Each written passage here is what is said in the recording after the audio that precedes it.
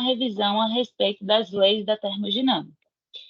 Para tanto, após assistirem esse vídeo, vocês serão capazes de explicar a primeira lei da termodinâmica, tanto para sistemas fechados quanto para volumes de controle, lembrando que também podem ser chamados de sistemas abertos.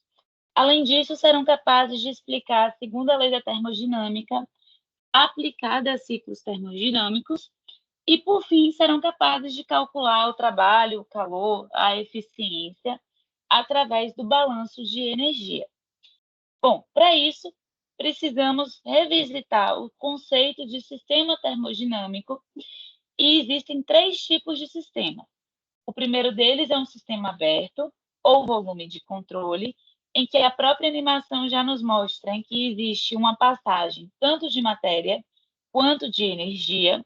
O segundo caso seria um sistema fechado, em que só existe a passagem de energia. E, por fim, temos o sistema isolado, em que não temos nem passagem de massa, nem de energia. Então, a primeira lei da termodinâmica, ela é aplicada principalmente para sistemas abertos e sistemas fechados.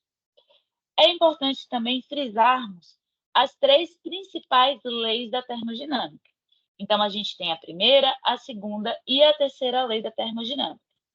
A primeira, ela corresponde ao conceito de conservação de energia. Então, ela está vinculada justamente a essa conservação de que a variação da energia do sistema deve ser igual à variação de energia da vizinhança. E vamos falar um pouquinho mais sobre ela. Já em relação à segunda lei, ela é mais vinculada à aplicação em máquinas térmicas, em que diz o seguinte: nenhuma máquina térmica pode operar com eficiência superior ou menor ou igual, né, a 100%. Então, nenhuma máquina térmica tem uma eficiência igual a 100%. Já em relação à terceira lei da termodinâmica, ela trata e conceitua a respeito do zero absoluto, ou zero Kelvin. Sabemos que essa temperatura não pode ser atingida, né, na realidade, porém, a terceira lei traz o seguinte, que quando a temperatura corresponde ao zero Kelvin ou ao zero absoluto, a entropia do sistema tende a zero. Na aula de hoje, vamos dar um enfoque maior à primeira e à segunda lei da termodinâmica. Para isso, para começarmos a falar sobre a primeira lei, precisamos falar um pouco sobre o experimento de Joule. Então, o experimento de Joule aconteceu em um equipamento muito parecido com esse, em que Joule conseguiu observar que a movimentação das pás submersa em um fluido provocava um aumento de temperatura, que é exatamente isso que a animação nos traz.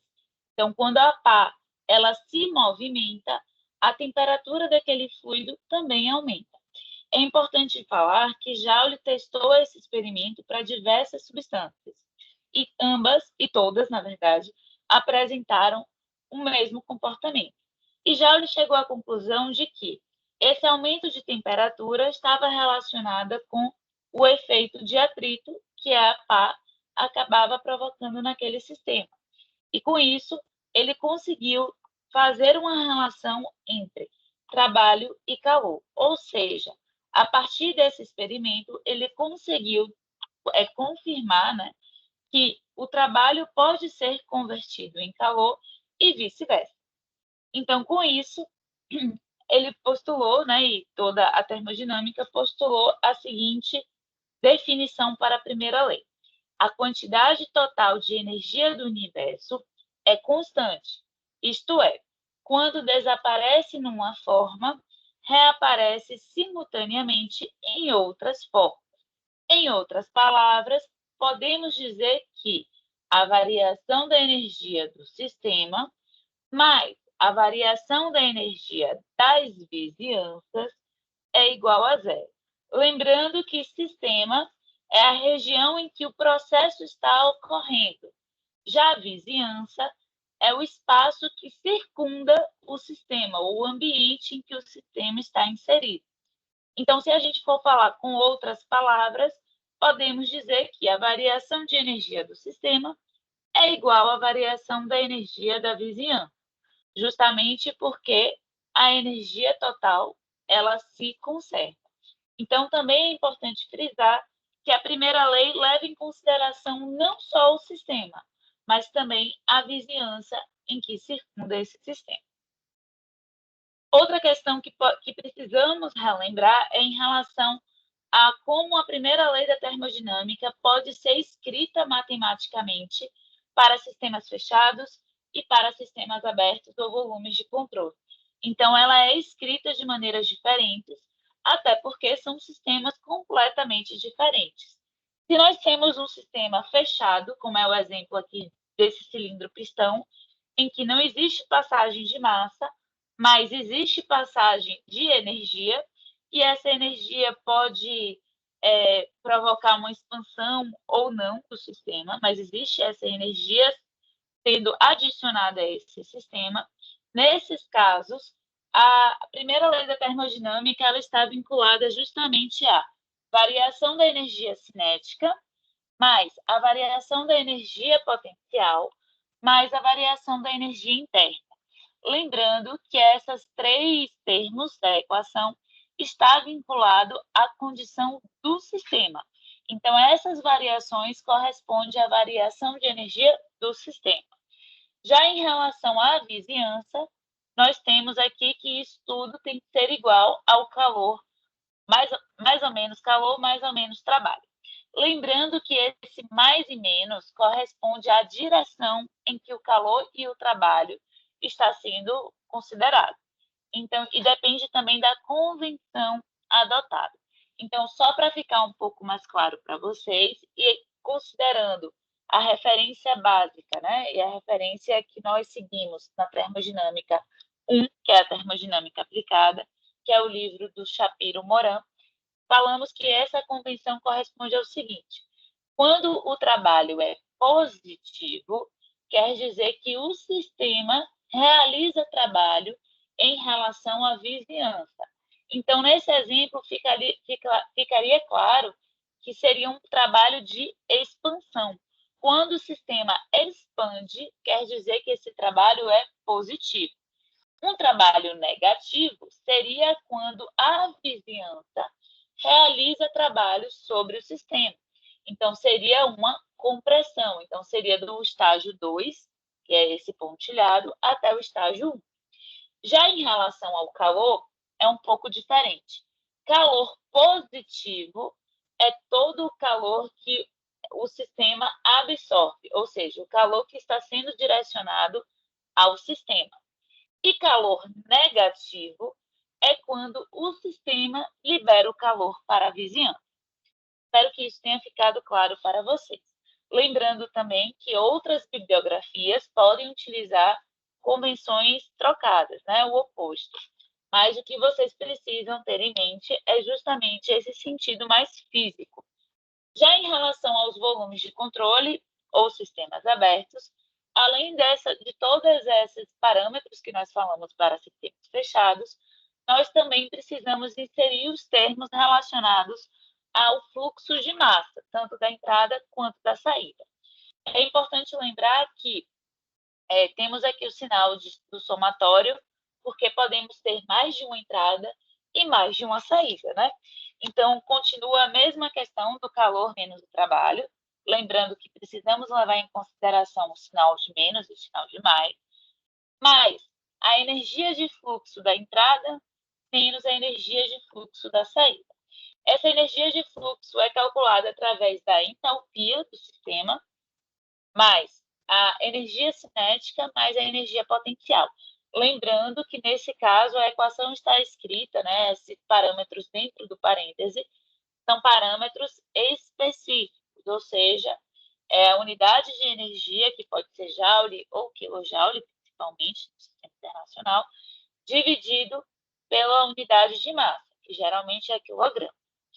Então, aqui nós temos tanto a primeira lei para sistemas fechados quanto para volumes de controle. Lembrando que para volumes de controle, essa equação está sendo escrita para sistemas permanentes, em que não há variação de energia com o tempo, por isso que é igual a zero. E aqui nós temos um exemplo de volume de controle, que é uma bomba. Então, qualquer equipamento industrial em que existe passagem de fluxo é um volume de controle. Então, bombas, compressores, turbinas, trocadores de calor, válvulas e assim por diante. Tudo que existe passagem de fluxos de massa, nós temos volumes de controle. Então, nesses casos, precisamos aplicar essa segunda equação. Já em relação à segunda lei da termodinâmica, ela possui 3 enunciados principais. Eu trouxe 2 deles, porque o terceiro é mais relacionado ao balanço de entropia, que foge um pouco sobre esse programa de revisão. Então, os dois enunciados sobre a segunda lei é o enunciado de Clausius, que diz que é impossível para qualquer sistema operar de tal maneira que o único resultado seja a transferência de calor de um corpo mais frio para um corpo mais quente. Ou seja, como vocês já sabem, o calor sempre sairá de maneira espontânea de um corpo mais quente em direção a um corpo mais frio. Além disso, temos também o enunciado de Kelvin Planck, que diz o seguinte: nenhuma máquina térmica pode ter uma eficiência de 100%.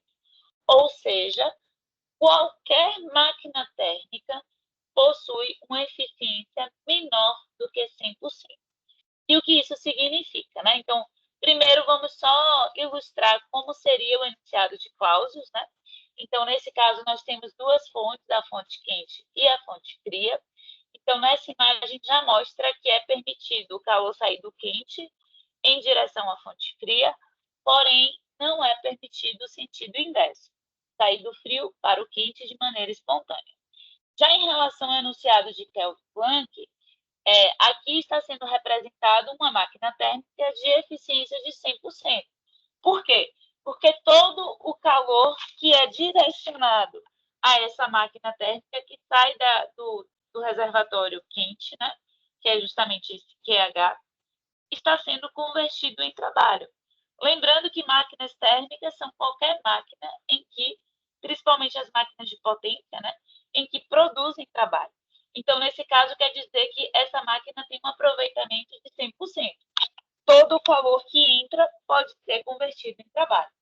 E isso é impossível, mesmo quando consideramos sistemas ideais ou reversíveis, né, em que não existe nenhuma perda de energia por irreversibilidades, como atrito, energia sonora, luminosa e por aí vai. Então, mesmo nesse caso em que consideramos um sistema ideal e reversível, isso não acontece. Lembrando que esses sistemas ideais é justamente o ciclo de Carnot. Então, o ciclo de Carnot é uma máquina térmica que não pode ser construída na vida real, por não ter equipamentos que consigam operar nas condições de pressão e temperaturas necessárias. Então, esse ciclo de Carnot é esse ciclo ideal e reversível, ou seja, não existe nenhuma perda de energia que não possa ser recuperada. Então, mesmo nesses casos em que a gente consegue calcular uma eficiência máxima, essa eficiência será menor do que 100%. Só para relembrar vocês, no ciclo de Carnot, nós temos 4 etapas. Nós temos a etapa que o vapor entra na turbina, sai da caldeira e entra na turbina. Na turbina realiza trabalho, então ele libera trabalho. Depois passa por um condensador, em que vai se tornar líquido, ou uma mistura líquido-vapor, em que vai ser direcionado para uma bomba e por uma caldeira novamente. E fica nesse processo até produzir todo o trabalho que nós desejamos. É válido lembrar que a bomba precisa de trabalho para funcionar. Por isso, quando falamos em máquinas térmicas, é bem frequente falarmos em trabalho líquido, que corresponde ao trabalho que a turbina desenvolveu, menos o trabalho requerido pela. Já em relação aqui aos tipos de transformação, vocês devem lembrar que um sistema de Carnot ele tem 2 transformações adiabáticas e 2 transformações isotérmicas. Então, nesse caso, que só para vocês entenderem, da etapa 1 para a etapa 2, que é justamente a turbina, é uma etapa adiabática, em que o calor é igual a zero. Já da etapa 2 para a etapa 3, que é o condensador, essa transformação acontece, né, com temperatura constante e pressão também constante. Já em relação à etapa 3 e 4, que seria justamente a bomba, ela ocorre também de maneira adiabática, e o 4 e 1 também ocorre de maneira isotérmica. Lembrando o seguinte, pessoal, a partir desse gráfico é importante a gente ver que realmente mostra que um ciclo de Carnot é impossível de ser construído, até porque a etapa 1 para a etapa 2 é uma turbina. Então, espera-se que uma turbina ela não funcione de maneira adequada quando temos líquido, né, saindo na corrente de saída. Já em relação à etapa 3 e 4, que é uma bomba, também a gente sabe que nenhuma bomba pode operar com vapor.